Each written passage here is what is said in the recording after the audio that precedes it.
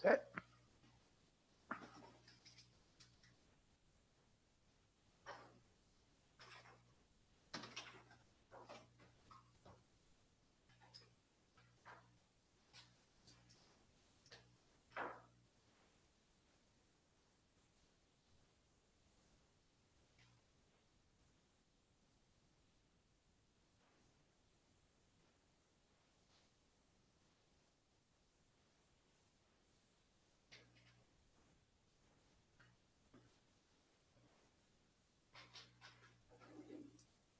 Tanya, ready?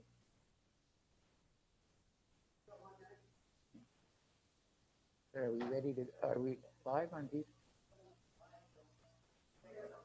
We're ready? Okay. You ready? Okay. Good evening, everybody. We'll call this evening's meeting to order. As we begin our council meeting today, I will start by noting Remembrance Day is being observed this week. It is an opportunity to honor the men and women who have served our country. Duty, honor, valor, courage.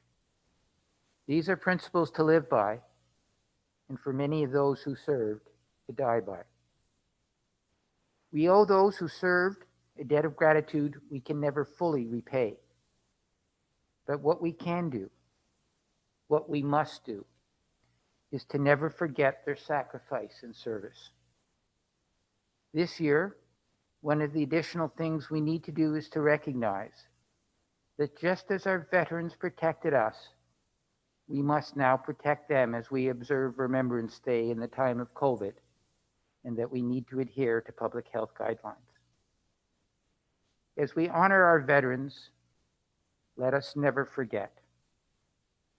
I ask everyone to observe a moment of silence.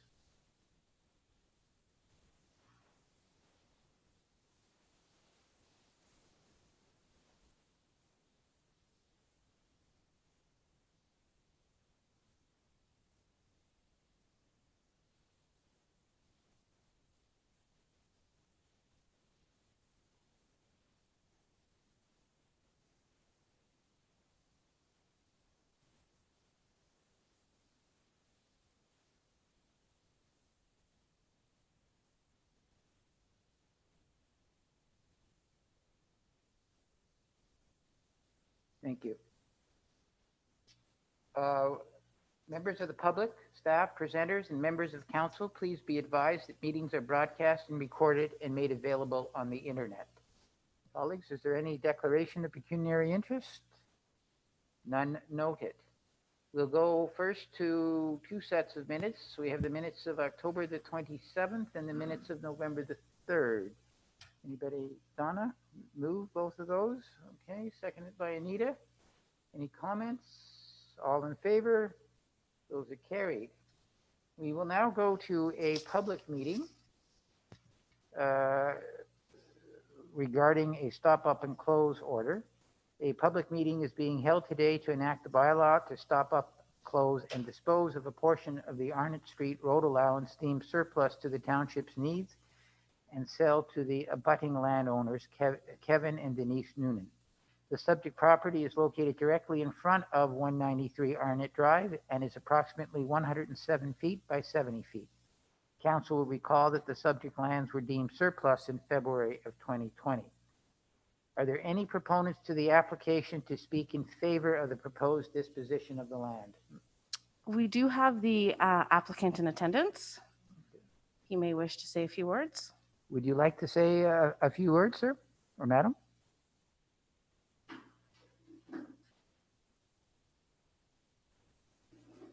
We're good to go. We're good to go. Okay. Are there any opponents to the application to speak against the proposed disposition of the land? There's no one here to speak in opposition. Is there any correspondence received on this matter? No, the township's not received any written correspondence. Are there any comments or questions from the floor? Are there any comments from council members with regards to the disposition of the land? Yes, Donna. Yes, through you. I'm not sure if Rick is here, but it's kind of a strange configuration of the road there. I'm not sure if that is a private road or not, first of all. Is it, Tanya? It's not a private road. Okay. No. So I was just wondering if it would cause more of a problem for snow plowing because there's a smaller area that dips out into the road. It's kind of a V there. Has Rick looked at this and he's pleased that or happy that he'd be able to take this into consideration? Yeah, Rick has reviewed the file, and if you go on site, this is actually a very steep piece of land. The snowplow couldn't go down there anyhow. Basically, there's no use for that. You really can't drive on it at all because of the topography. Okay. But Rick has indeed reviewed the file. So that little V part, that would just be piled up with snow. The snowplow will just go straight right through. That's correct. Okay. Any further comments? Yes, sure. Move the recommendation. Okay, so hearing no further comments, President, ask for motions. We have a motion and Donna will second it. Okay, and the motion is that bylaw 2020-67 being a bylaw to stop up and close and sell to the abutting landowners, Kevin Noonan and Denise Dabble Noonan, portion of the Arnott Drive road allowance located directly in front of 193 Arnott Drive, and a small award be brought forward to the bylaw section of the agenda for consideration. All those in favor? That is carried. So that concludes our public meeting. Thank you, colleagues. We will then move on with our agenda. We have a deputation. Ron Black is here to talk about Abbeyfield. Ron, if you want to take this podium.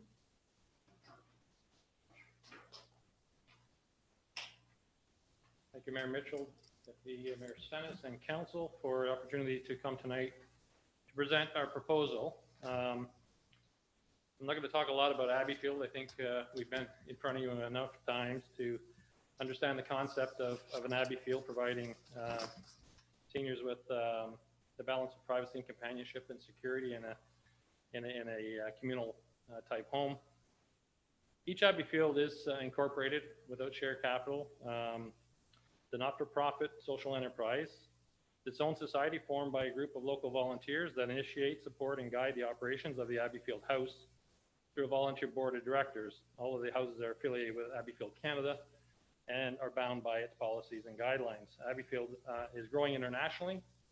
There's over 800 Abbeyfield homes worldwide, with 23 of them already located in Canada. An Abbeyfield home has approximately 12 to 15 residents of retirement age. They live in their own private bed sitting rooms furnished with their own effects. The residents share lunch and dinner plus self-serve breakfast. There is a house coordinator that attends to the daily running of the house, shopping and preparation of lunch and dinner. The Abbeyfield House proposed for Lakefield will include a fully accessible public space with approximately 1,200 square feet with accessible communication technology. Space will be offered to community groups at a reasonable rate for meetings and community partnerships and programming. Target groups will be those that support opportunities that will appeal to Abbeyfield residents. Users include, but not limited to, seniors clubs, horticultural societies, service clubs, legions, recreational and conservation groups, outreach healthcare services, and any other organization that may integrate our residents into their community-based programming. The 4-acre property will place a focus on keeping seniors active and will include integrated walking trails and conservation management of the natural environment that's already on the property. We believe that our new fully accessible space will be an asset to not only Lakeville residents, but seniors throughout Peterborough County. The property we have placed a conditional offer on based on financing is on approximately 4 acres in the village of Lakeville with 156 feet of road frontage. Property is currently zoned residential type 1 and development and is designated in the official plan for low density residential. The provincial policy statement and the growth plan encourage development in settlement areas. The PPS and growth plan encourages a range of affordable housing types, and this site already has municipal services to it. The property requires a zoning and OP amendment to recognize our proposed communal living and public space use of the property. Fundraising, Abbeyfield's been in operation for more than 4 years now, looking for a donation of property to build our Abbeyfield house. We've completed a number of small fundraising activities that supported the basic operating costs of the organization.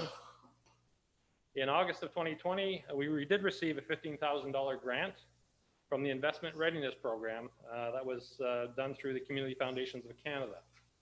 That money is being used to develop our social media campaigns and capital campaign plan and campaign materials.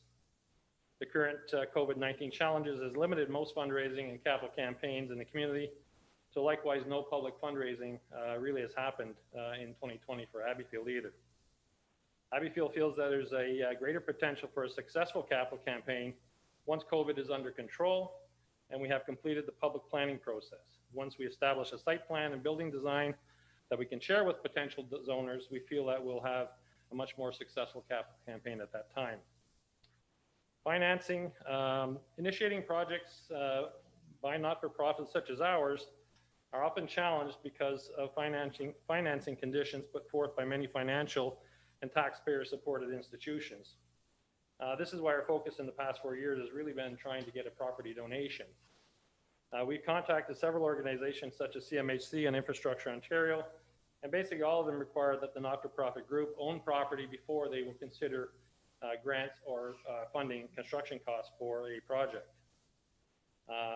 Once we have a location, a site, then we get supporting documentation from one of the federal or provincial housing authorities, and then we can apply for all of those grants and financing options. And in fact, they'll refinance the original purchase of the property as part of that construction financing as well. Typically, chartered banks will only fund mortgages up to 50% loan to value. For this type of not-for-profit social enterprise property purchase, credit unions will fund 65 to 70% of LTV. Specifically, it leaves us with financing shortfalls of approximately $300,000 to acquire the property and complete the planning for our affordable housing project. The purchase price for the property is $625,000. As a show of support and commitment to this project, Abbeyfield board members have committed personal loans of $50,000 towards the purchase of this property.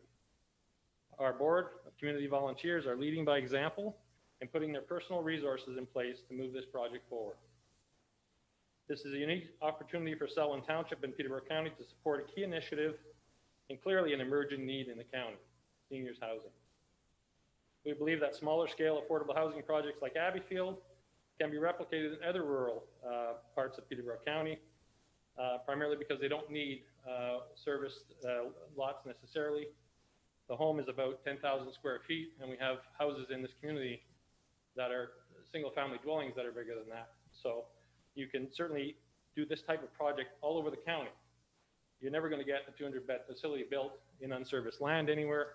So this certainly applies to places like Innismore, Youngs Point, Buckhorn, places where there isn't serviced land. We really think it's an opportunity for the county and Selwyn to lead by example, because this is really where senior housing is going.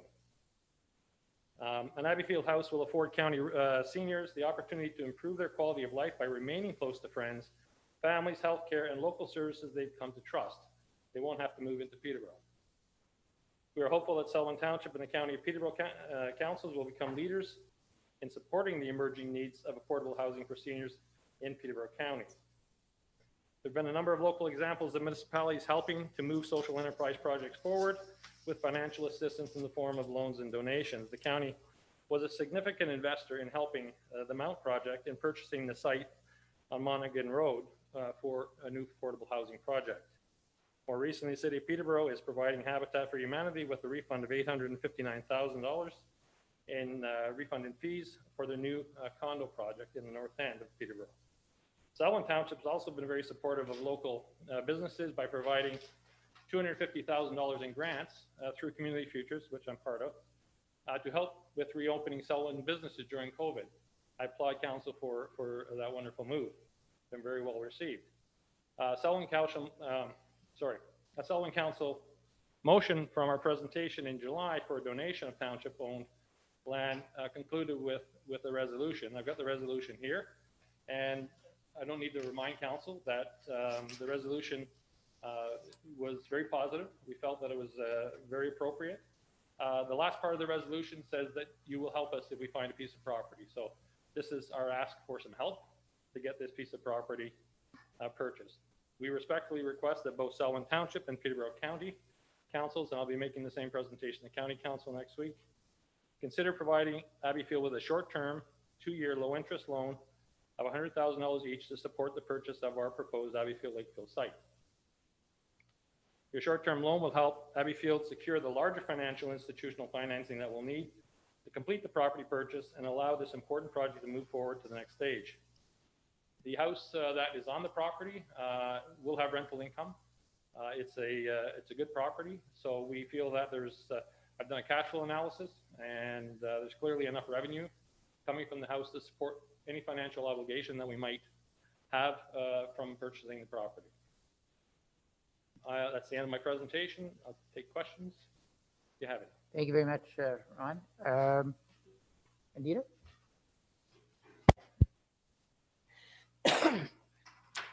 Thank you for your presentation. I really like the idea of the Abbeyfield House project. I anticipate that maybe at some point down the road, I might need its services for people such as myself. I do have some hesitation, though, about providing a loan. I think it would set a precedent, for other organizations. So I'm struggling with this a little bit. I'm inclined to say no to the loan only because we've never done it in the past. To my recollection, I've been on council since 2006. So I would be hesitant. I know that there may be an opportunity at some point, maybe in Lakefield South. Do we have any unopened road allowances in Lakefield South that you're aware of? That's a large project that. No, we wouldn't have any No, road allowances in Lakefield South at this point. in Lakefield South. It was just an idea.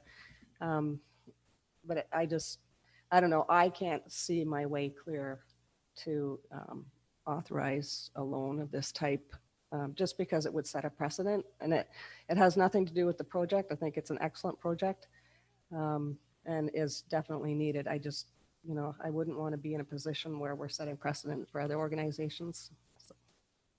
Thank you, Anita. Donna?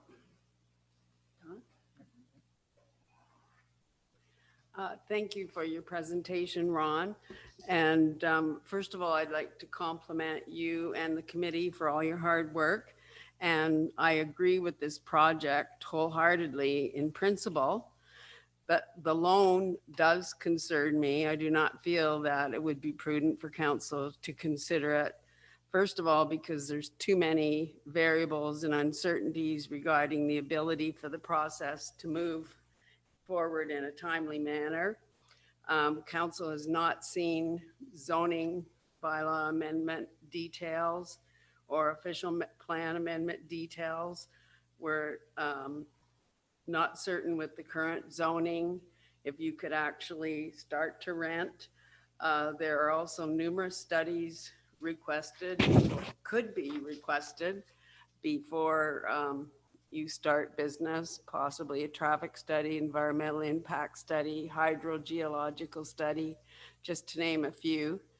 And as you suggested at our July 14th council meeting, we supported the possibility, considering the following when the time was appropriate, of grant equivalents to some of the planning fees, grant equivalent to relevant building fees, to promote and raise awareness about the project, to promote fundraising efforts. So I feel that this is the appropriate path for council to follow. We've had groups requesting funds in the past, and we have always tried to be mindful of how we spend the taxpayers' dollars and support projects that would benefit a broader tax base of people rather than 12 to 14. So I believe in the interest of all taxpayers that this is the correct position for council to take. Gary and then Sherry. Through you. Thanks, Ron. I think Donna summarized a lot of my comments there too. I think, you know, again, I don't think anybody's going to disagree. It's a bad idea. I think it with the loan ask, I think Pandora's box may be opened. There's lots of worthwhile organizations out there who are always asking or trying to find an angle on how to do it. Public-private partnerships, maybe, to help out. But I don't think the township's in a banking role in this case, unfortunately. Again, I don't think anybody's going to disagree with the concept and the idea. I think it's wonderful. But yeah, I would have trouble throwing $100K at this thing. Thank you, Jerry. It's a loan. It's a loan. It's not, the township is not giving Abbeyfield a gift or anything like that. It's a loan. And it's a commitment to providing affordable housing in this community, as you've all talked about many, many times. Jerry? Thank you, through you. Thank you for your presentation, Ron. As we've said, Abbeyfield's a great concept and you have a great group working on it. And I think you've come up with thinking outside the box to try and make the thing work. Donna's already said that we have ways that we can help. And I have a question for you. You ran in the last election for mayor. And if you were sitting in this chair, would you be in support of this today? I would have absolutely supported. Peterborough County is led by example. For a property in the city of Peterborough, the Mount loaned a 7-figure loan for them to help them get that property started. The loan has been paid back from what I understand, because it's been a very successful project. And Mr. Kiley, Steve Kiley, who runs it, is consulting with us on this project. And I see nothing wrong with council, county council, this council, supporting a social enterprise in this township. You've all talked about supporting projects like this. This isn't, the Cancer Society or something like this, and we're not even asking you for a donation at this point. All we're asking you is to help us for 2 years while we go through the planning process that Donna's talked about. And this is a 4-acre property with all kinds of different potential on it. We're never going to find another property in Lakefield the size we need, with the opportunity to take the house off, retain the house, and build what we need in behind it. It's the perfect scenario for us, and we need some help with some short-term financing. Our board has stuck their necks out to put up $50,000 of our own money to try and make this project work. That's setting an example for you folks here to say, we think this is a great project, and you're all great at talking about the project, but let's do the walk here. Let's walk the walk and provide this organization with a short-term interest loan, and you'll get paid back. Every Abbeyfield has done this. The Mount's done this. Many projects have done this. If the Peterborough County can do it, I don't understand why the township can't do it either. Okay, so my next question was, as we've heard, this would be precedent setting for us. Might not be for the county, but it is for us. Be leaders. And I would ask you, if you were going to support this, what would you do when the line started forming for the other groups that would want the same kind of support? Because once you open the box, other people will be looking for the money. We're not in the business of banking, and the issues that could be fraught with this kind of a loan. That doesn't mean we can't support Abbey Field in other ways that have been already listed. And I personally wish you and the board all the luck in the world in getting the facility built. And I hear you do have a plan B in mind, and we will do what we can to support you. I do have a question for Jeanette. Oh, is Jeanette on the line? Yes, I am. So we were talking about crafting a bylaw for rooming houses in the Woodland Acres area.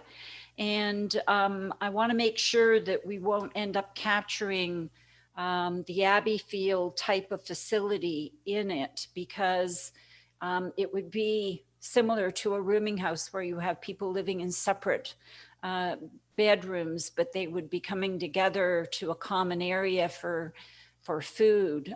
So we'll have to make sure when we're working with this rooming house bylaw that we exclude Abbey Field type of facilities, Jeanette. For sure. We'll consider like the different type models of homes or models of living arrangements when we're going through the whole bylaw process. Okay, thank you. And that's it for me. Thank you. No other comments? I'll just make a brief comment. I tend to agree with my colleagues. I do think that the Abbey Field project is an important one. The concept is a good one. Council in the past has enunciated a number of ways that they are prepared to assist. I think Donna did a good job of enunciating that list. I think council is concerned about setting a precedent by entering and becoming a lending body. It would be very difficult to determine from our perspective who would be worthy of a loan and who wouldn't be worthy of a loan. That's not what councils do. So colleagues, what we need then is a motion to receive the report.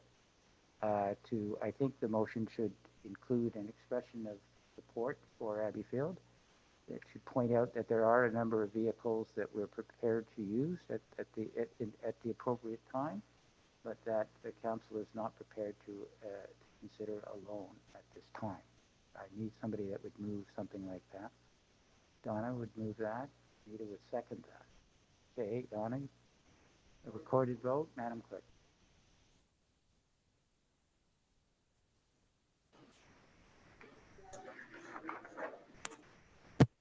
Great, thank you.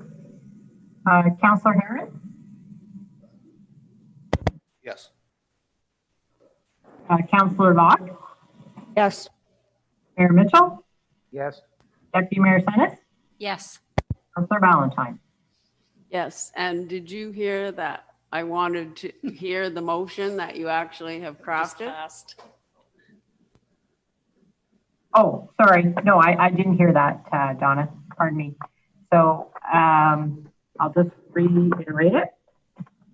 So that the presentation from Abbey Field would be received for information, that council at this time would prefer to, sorry, I'm just looking at my scribbled notes here, that you are expressing your support for the project in principle and would entertain other aspects of supporting the project later on, and at this time does not approve the request for the loan.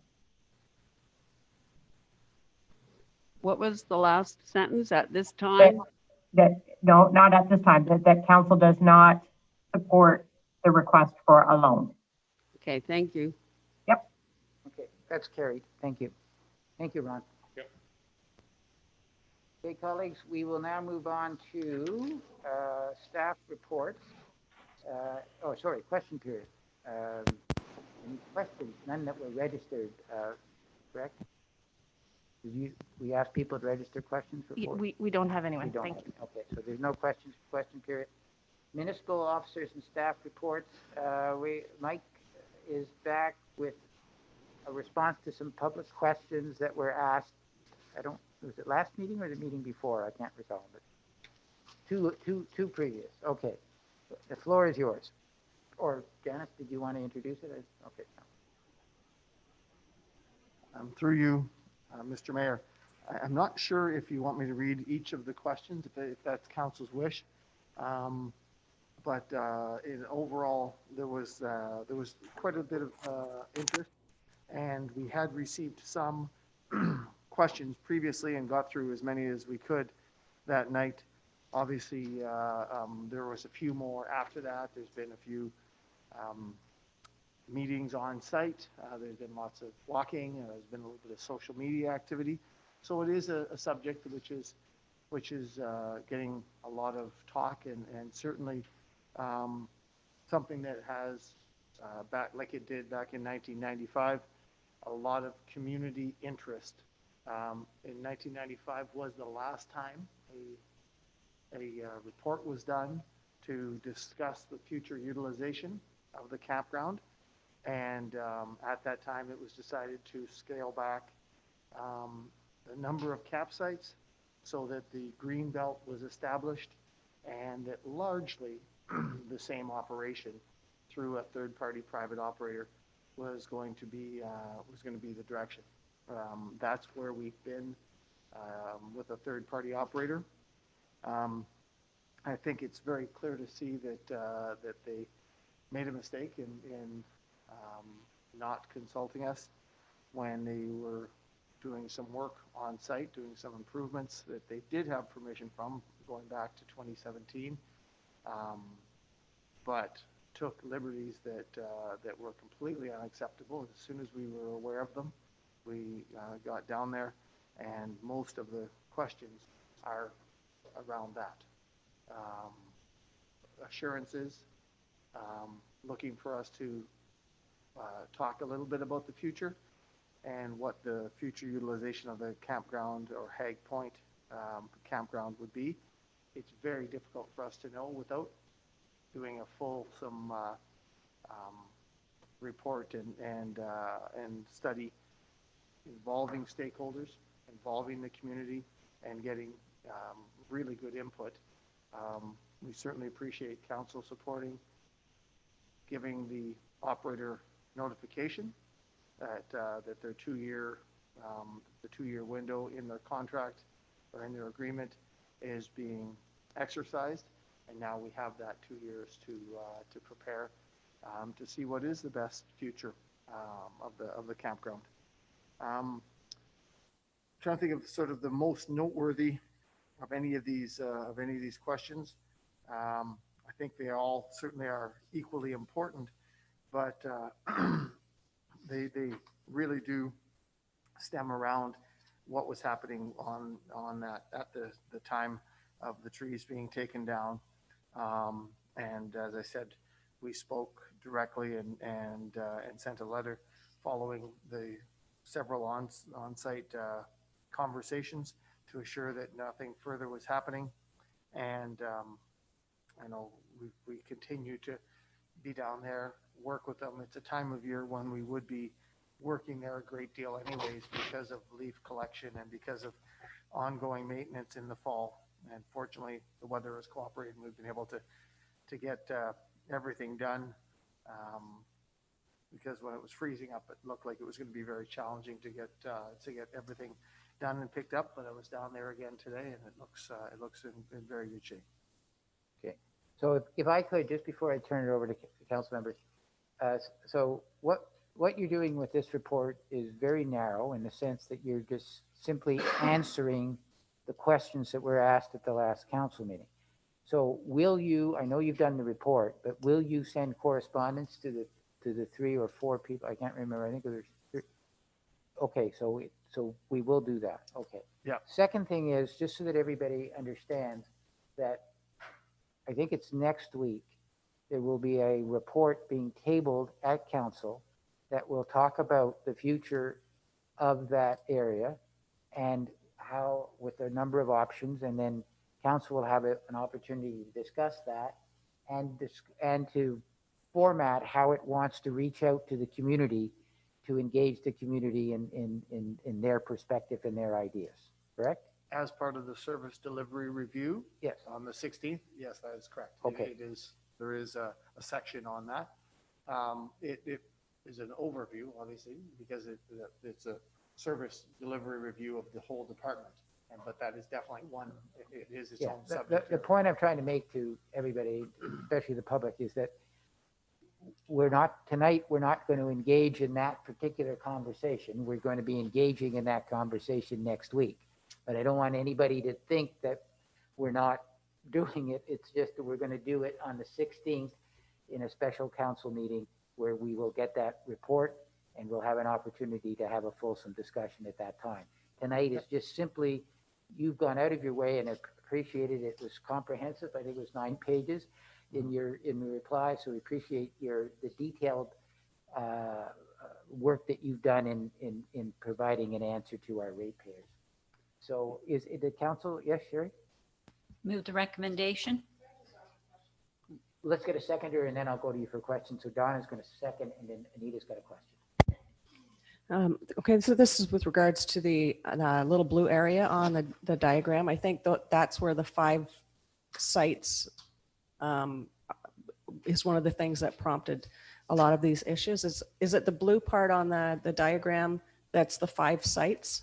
Through you, Mr. Mayor, no, the corner of the pink is where the 5 sites are. They would start partway up and then actually continue one site past that. Okay, so a question that obviously it was the removal of the trees that sort of got people worked up with good reason. So when talking about those unserviced sites that were being temporarily fed with water hoses and extension cords, was the decision to use extension cords and water hoses the township's decision, or was it the campground operator's decision? And did the township give the operator permission to actually use those temporary methods? In my 5.5 years here, they've always been that way. So I couldn't in the file find a direct permission from John, from Ed before him, but I think it was actually in that time frame. So I didn't see anything that specifically gave permission, but for at very, very least 6 years, that's the way it's been serviced. So I know that another thing that prompted the response from the residents in that area was the fact that there had been grading work where the permanent services were put in. Was that part of the original transient area? It's part of these pink ones, and it's in behind them. So it was a service ditch that allowed them to put things in. But there was, like there is every year, some work done on some roads, some work done on some of the driveways, and this would be an area where there was definitely gravel added and betterments done, but not in the area in the blue at all. Okay. Strictly in the area that would be part of the 91 to 95. Yeah, I'm going back to ancient history about 45 years ago when I used to go camping, and it was down in that area that it was like the transient, the tenting area. So, I mean, I go back 45 years, that's ancient history. And at that time, there were no services down in that sort of one end. Yeah, and that's certainly, I believe that is the transient end, the last ones. I don't think that those are seasonals, but you're right, a lot has changed. And any of the campgrounds that we've looked at throughout the county and throughout that are part of the world, there's services to everything. You know, when they redid Beavermead, all 95 sites got services, water and power, and people really are expecting that as part of the services. So if you're going to have a campground and you're going to have trailers, that is what you have to have. You could decide not to, or you could have some that were truly, truly wilderness, but they tend to be more in the Algonquin parks and in the. Yeah, rough camping. I Highland know all about signature. that. Yeah. Okay. Through you, just a comment. 45 years ago, I was 4. So Michael's been, we had our PrAC meeting last night, and Michael brought everybody up to speed. And just so everybody's aware of what Mike's been doing, he's been there every couple days, keeping an eye on things. It's a very short leash there. The biggest thing we did at the meeting last night, and Michael did a great job, Tammy was okay at it, in trying to put out the little embers that are out there, because these are the people who are spreading the word for us.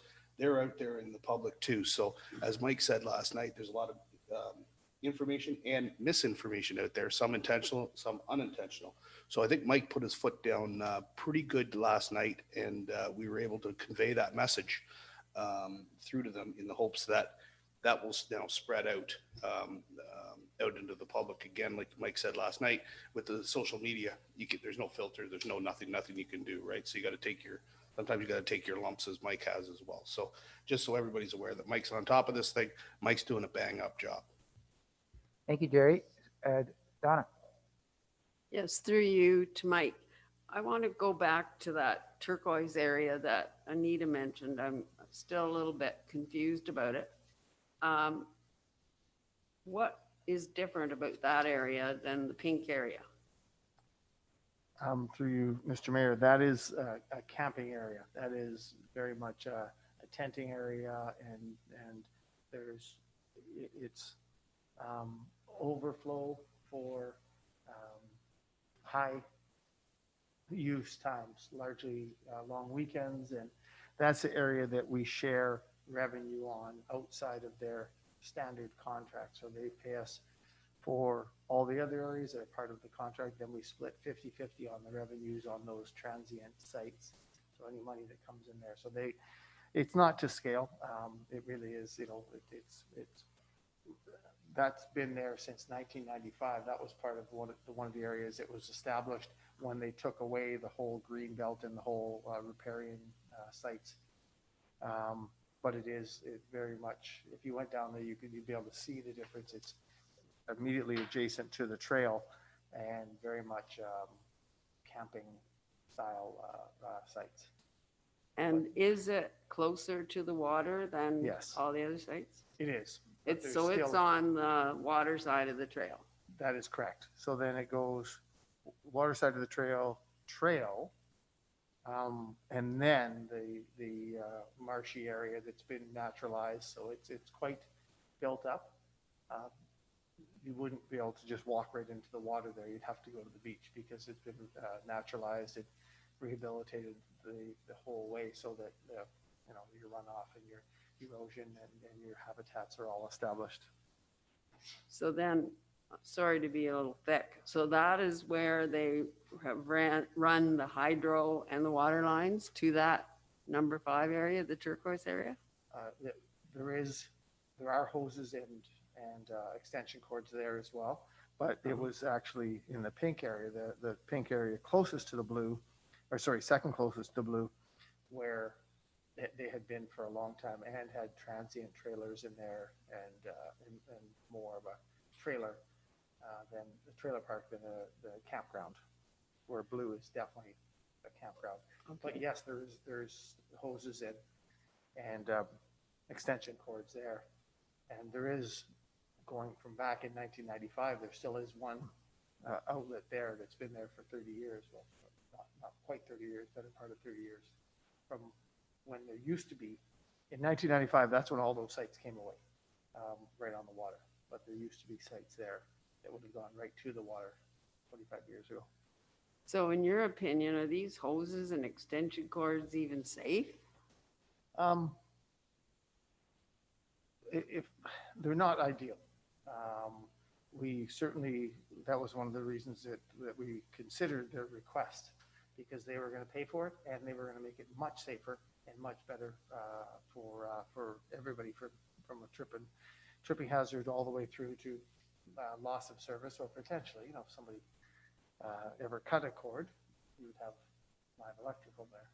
So they're not ideal, but it certainly wouldn't be the only place that they exist. And these are all going to be issues in going forward that we need to get our minds around as a corporation Absolutely. and as a council. Yeah. Okay, so we have a mover and a seconder. All those in favor?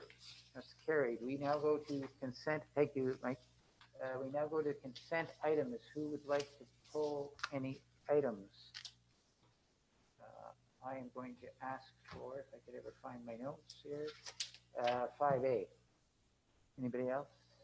Yes? Climate change, yeah. Yeah. And 5B, we got 5A twice, 5B once, and Donna?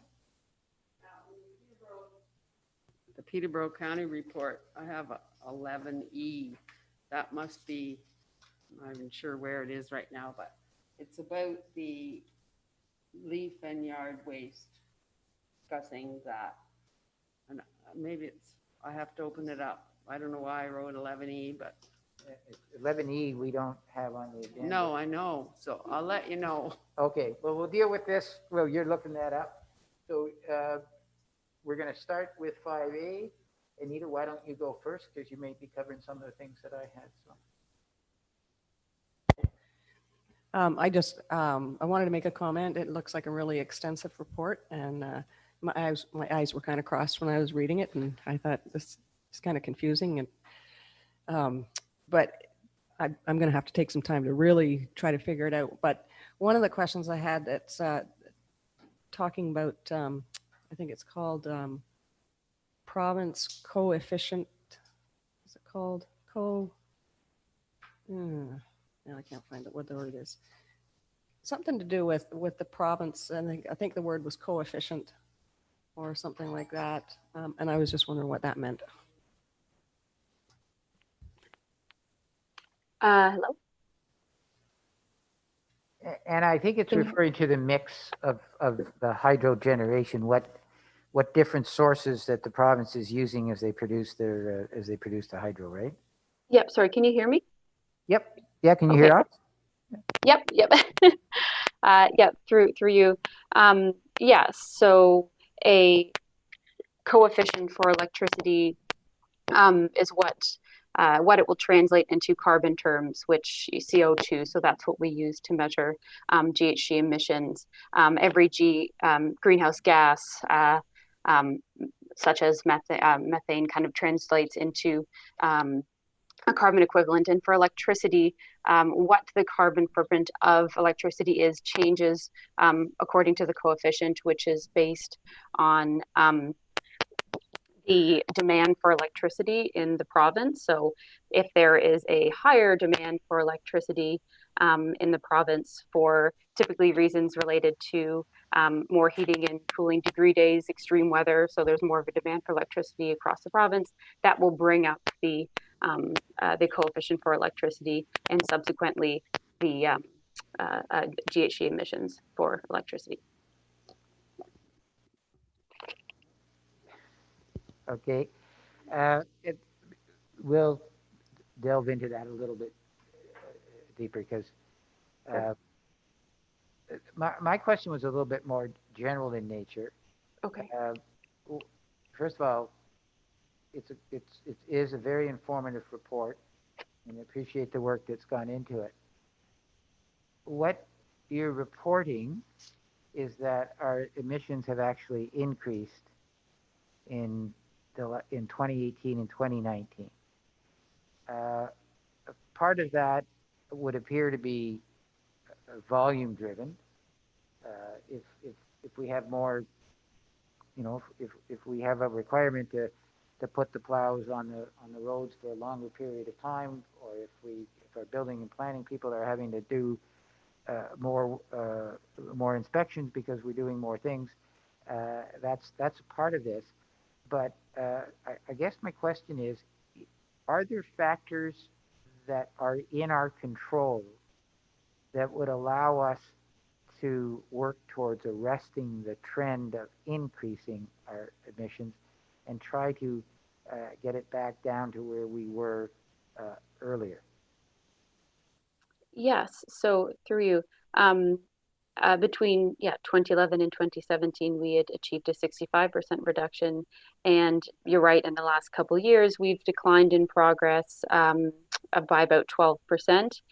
Now, these things will fluctuate over time. The rise in emissions over the last couple of years is due to a few factors. So, higher concentrations of organic material and landfill tonnage, specifically plant, garden, and wood debris, as well as more fuel consumption and kilometers driven.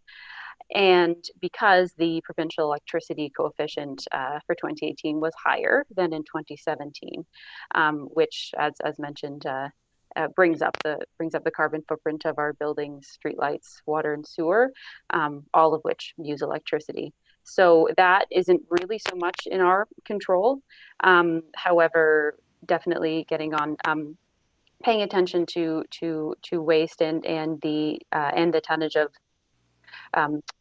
wasted material that is organic will increase our emissions, and as well as fleet, as if we continue to electrify the fleet, promote carpooling and telecommuting when safe and appropriate, will help reduce fleet emissions. And when it comes to waste, continuing with conversations with the city around the organics program, watching diversion from the clear bag program, managing food waste and garbage, promoting naturalized properties, are all things which will help keep waste emissions under control. But down the line, we may want to consider technologies which are a bit more sophisticated, like recovering and utilizing landfill gas, or technologies that generate useful materials like compost. But all those things that will have greater economies of scale on a regional level, that hopefully the province's proposed ban on food and organic waste starting in 2022 will result in greater support from upper levels of government for infrastructure to do those things, which will help to significantly lower waste emissions. But in the meantime, what we are doing will help keep them steady. Yep. Okay. Thank you, Anna. Donna, did you come up with the item that you wanted? Yes, thank you. I found it. It's under the minutes for the county council, October the 21st, action correspondence 11E. And it's, regarding the township of Cavan Monaghan requesting that the county consider leaf and yard waste pickup in their municipality.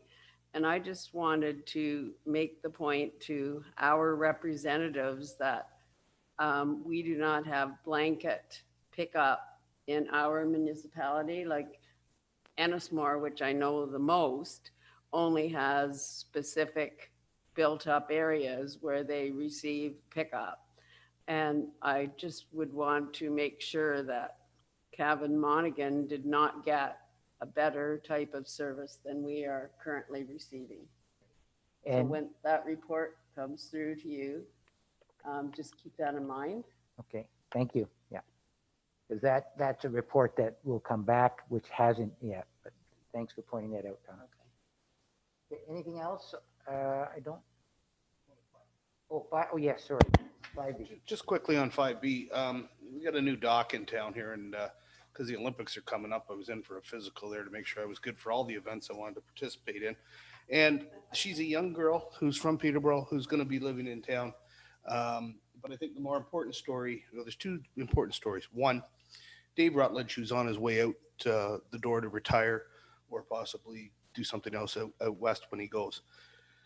I was talking to Dave and I said, how did it go? Like, do you guys sell it? Like, how does it work? Right. And he said, no, you sort of just give the practice, but not a lot of people want to be in Bridgenorth, Ontario to be a doctor. This girl here and young, just had a baby, comes from good stock too. I know her father.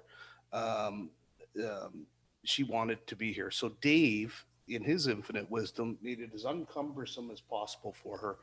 Just take everything. Not, okay, this laptop's going to be this and that's going to be that. And she kept sharing on it. She made a promise that she keeps sharing on at the front desk too. So I think it's important that Doc Rutledge on his way out the door cared enough about the community to make sure that we weren't stuck without a doctor. And secondly, I think it's important that Tara, being a young girl, could go anywhere as a doctor, chose to stay here just outside of Peterborough. And I think that might make a great story in the Lakefield Herald, if I've got their ear at all. And so, yeah, Tara's, and she's really nice. Yeah, she doesn't put up with any crap, I can tell you that right now.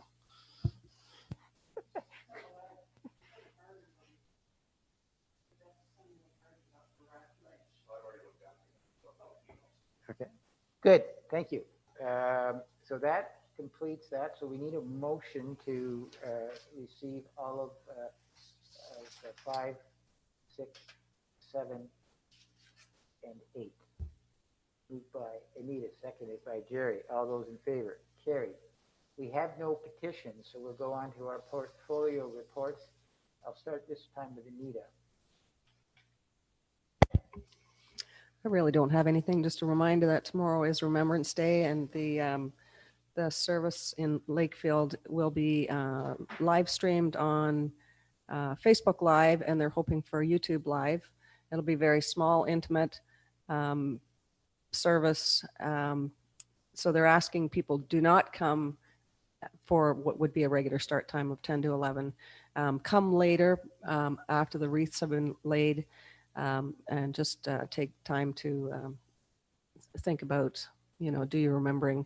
So please, we're asking people due to COVID to just come later. And also then the Santa Claus Parade is also a drive-by, and that's the Sunday, the 22nd of November. I think that's it. Thank you. Jerry?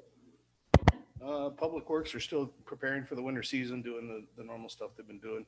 And as I stated before, Park and Rec, those guys, especially Mike, have been, getting everything going. The arenas are operating now. As I said too, at our Park and Rec meeting, this is going to be the ultimate test to compare, because a lot of arenas, not just ours, we're opening in October, to get that final number so we can take it to the OMHA and say, here, there's enough of us, let's do this. Thank you. Donna? Yes, thank you. On the Remembrance Day front, the Ennismore Garden Club have been very busy over the last couple of years constructing a dry stone cairn, which is in memory of the service people in the wars, and both past and present. And they're going to have a very small unveiling service tomorrow with just a few invited people. And thanks to Andy, I'm going to be allowed to attend and say a few words on behalf of the council. And then they will have a more fulsome opening when COVID settles down. And everybody would be invited to that then. So that's pretty exciting. It's a beautiful cairn. It's made like the other dry stone, 4 other dry stone monuments that they have created within the Ennismore ward. So I'm very proud of them, and I'm sure they're very proud of themselves. The library, the only news for that is tomorrow we will be having our next budget meeting. The Police Services Board will be having our next budget meeting on Thursday. And I'm on the Parks and Recreation Committee as well with Jerry, and I think he pretty much summarized everything from our meeting yesterday. So that's all I have. Thank you, Donna. Sherry? Thank you, through you. At our Economic Development and Business Committee meeting, we heard from the business owners on that committee, and it's nice to hear that some of the business owners have had their best year ever during this pandemic, surprising to them. And then there are others that are really struggling. So it's like this, one end of the spectrum to the other. I was out to see the owner of the Thirsty Loon today. She hopes to open on December the 1st. They've received their liquor license. And the Kawartha Home Hardware Building Supply, I was in to see them today, and they're hoping to be open a month from now. Was at the MPP Dave Smith's Winter's Coming food drive in Buckhorn on the weekend. And I have to say the people of Buckhorn are very generous. They donated $1,800 worth of food. And we are going to be in Bridgenorth Friday from 2:30 to 5 and Lakefield on Saturday from 10 to 2. And please come out and support the cause and say hi. Vanessa came to see us out in Buckhorn. And I wonder if the information can be sent out with one of our blasts that we do when we're talking about a change in garbage pickup or anything like that, to let people know that we're having these food drives.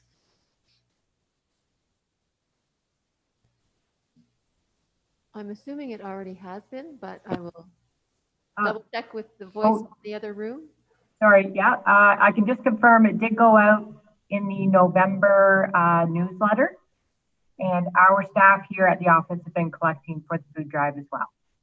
Okay, thank you very much. And that's it for me. Good. Thank you. A few things from my perspective. We did get notice that of our money for this year. And if Blaine's on the phone and give you or on the line, he'll give us the exact amount. We received a small increase.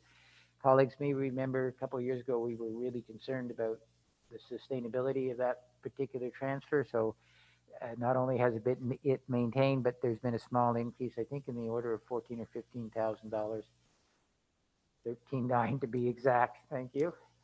And so it's over $1 million. So that's really positive. On the same vein, you may recall, colleagues, we talked about the ISP, that they had created a new stream for $250 million for municipalities. We were notified this week that our share of that will be $100,000.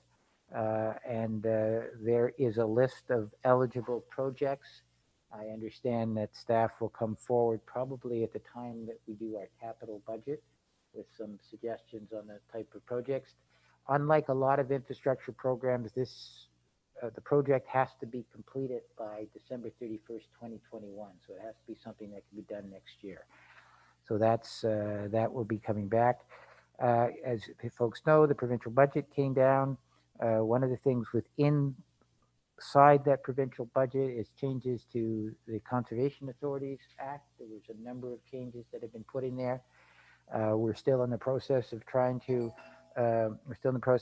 understand all of what those are and the impacts that they may be. So I will report further on that as we go through that process. And you may have noticed that both senior levels of government, both the province first and then followed by the federal government, have announced additional funding for broadband.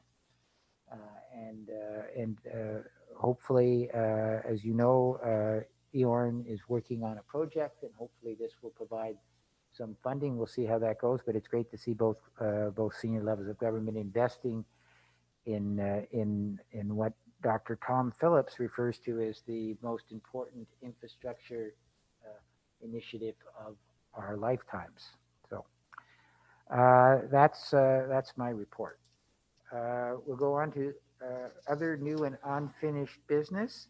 The first is the Roma conference for delegations. What I would like to suggest, colleagues, is a presentation to the Minister of MNRF, not the Minister of the Environment, on the changes to ORCA, because the big ones are around Section 28. You may not realize that ORCA reports to two separate ministers, the Minister of the Environment for part of what they do, and then on their permitting, they report to the Minister of MNRF. And so I'd like to suggest that we ask for a delegation with the Minister of MNRF to talk about ORCA. Anybody else have other suggestions? Yes. First Anita, then Jerry, and then I wonder with regards to that letter that was sent about source water protection, I wonder if it might be an idea just to do a follow-up delegation with the minister responsible for that, just to more directly speak to that matter. That would be the Minister of the Environment. That side of it is the Minister of Environment. Okay? So we have two on the table, Jerry? I get the Orca piece, but with this whole COVID-19 thing, and when they kickstart this economy with some infrastructure money, it might not hurt to have some long-term care bed funding in place. So do we go back to that well again to try and let us, give them the money, or get them the money so that we can get started on this project? So that would be my concern. I understand your passion with Orca. Not everybody's a big fan of Orca, but I think this might help benefit more people by going long-term care, are my thoughts. Okay, well. If we can only do one. No, we can do as Put in many, two? we can do as many as. Throw her in. But we can ask for as many. When we did AMO, we got 3. Yeah. I think we got 3, right, Tanya? Yeah, we got 3. Because they're going to throw the money out there for infrastructure. So I think that's important that, Okay, so there's a third one, long-term care. Okay, Donna and Sherry? Okay, Donna, anything? Okay, so we have 3 suggestions, and I believe November 30th is when we have to be in there. So that takes care of A. Okay, so we have to pass schedule of council meetings. Okay, so Angie, did you want to speak to this, or do you want me to do it?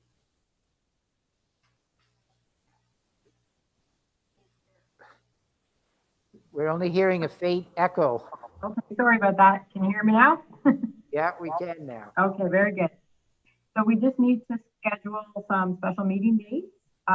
The next one would be for the dashboard update for the building and planning services review, and finding a date that works for council for that one.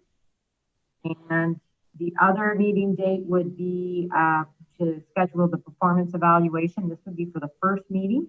And I think we've actually concluded that November the 17th at 3:30 would work for the members of council. So we need a resolution for that meeting. And then the last item is we would want to appoint LLF, specifically Emily Hunt, as deputy clerk for the purposes of conducting the performance evaluation. Okay, so we're going to need 3 resolutions then. The first one then is for the dashboard meeting. Did you have a time in mind, Angie, or? No, I don't. I think that council was trying to do them once a month. So we had our first meeting. Gosh, when was that? End of October, I guess. November 3rd, I think. November 3rd. Oh boy, that was last week. So I don't know if you want to look at the first week of December. It's better than the second week of December. So we could do it, if you wanted to do it that week, we could do it on the Monday, which actually would be November the 30th. And we could do it. Okay, you want to do November 30th at 3:30? Does that work for everybody? Yeah. Okay. That works for everybody? And we would do it by Zoom again. Okay, could I just, on the Zoom part, can we schedule it for in person? And if we find that there isn't that it's basically an update, we'll flip it back to Zoom. But if there's some substantive conversation, we'll do it in person. So.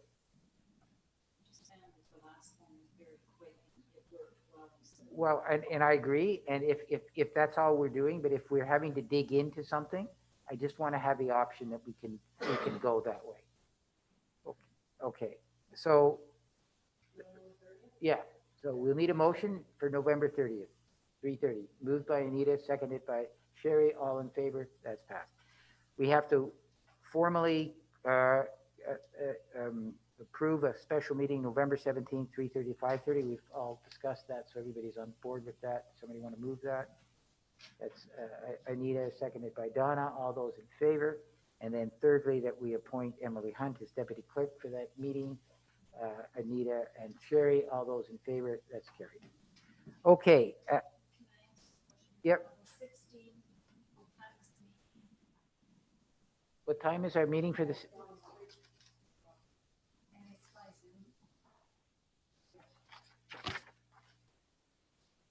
Okay, that's the one where we're going through all of the reports. I would find that one difficult to do by Zoom because we're really going to be diving, well, I suspect we're going to be diving into that.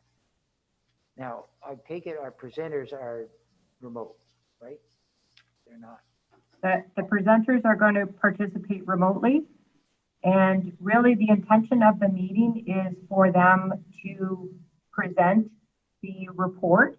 There will be some Q&A, but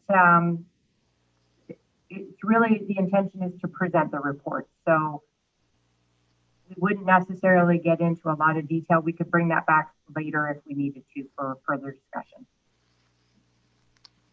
Well, I'm a creature of, or will carry the will of council. So Sherry, I think, has expressed some concern about doing it remotely. Colleagues? Well, it's going to be a lot of discussion, I guess, is my question. Maybe saying no, it's more of a report. Yeah, I think that's the issue. If it's just a presentation and that's it, then we can be doing that on Zoom.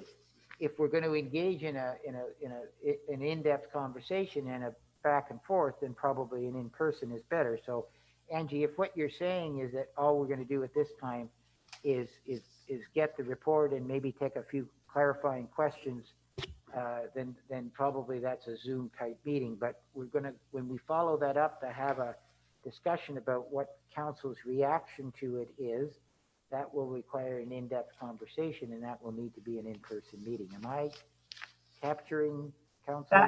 That would be correct. So we've got 4 reviews to present to council, and we've set aside a half an hour for each one. Within that half an hour, there would be about 15 minutes for the presentation with some time for some Q&A. So I guess all I'm saying is you have about 15 minutes for each topic area to ask a few questions. You're not going to, in that 15 minutes, be able to really get into a great deal of discussion. But if you want to be in the council chambers, that's perfectly fine. We just need to know what your wishes are. Donna, you had a comment? My question was, would we have hard copies of these reports? Because I think they're pretty long, and the way they come on the computer, we can't highlight or write comments. At least I haven't figured out how to do that. Yeah, I think there's a commitment, isn't there, Yep. Dennis, to give us hard copies, and For sure. we should have those, what, Friday at the latest? Yes, and we're going to try and get a couple of them in your hands before that. Yeah. We're just Okay, working yeah, on because if you finalizing can them. get it to us in dribs and drabs, that's okay, because Yep.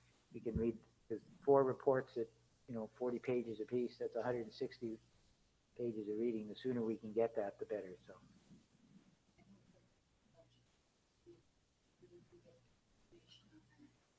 I believe it's intended to go out Friday, and is that correct? The reports, yes. The draft budget. Yeah. Oh, the budget, I'm sorry. The budget will go Friday, correct. Okay, so we should hopefully receive some of the reports on Wednesday, maybe Thursday, and then the rest of them on Friday, and the draft budget on Friday. And the CA, well, that will be coming out as well on Thursday or Friday. So, colleagues, if I hope you've got all your reading chair all Zoom ready up. There'll be a lot of reading to do, so. Anyways, okay, so we've done that.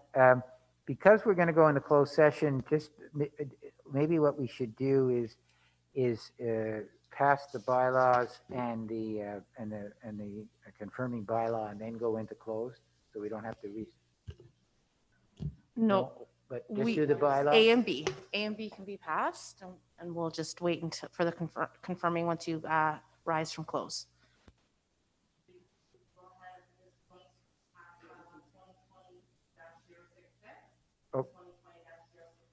Okay, so moved by Anita, seconded by Donna. All those in favor, Those are passed. Then I need a motion to go into close. Jerry, seconded by Anita. All those in favor? Thank you, everyone. We will take a brief break and then go into, and then resume in closed session. And are we doing that here or in there?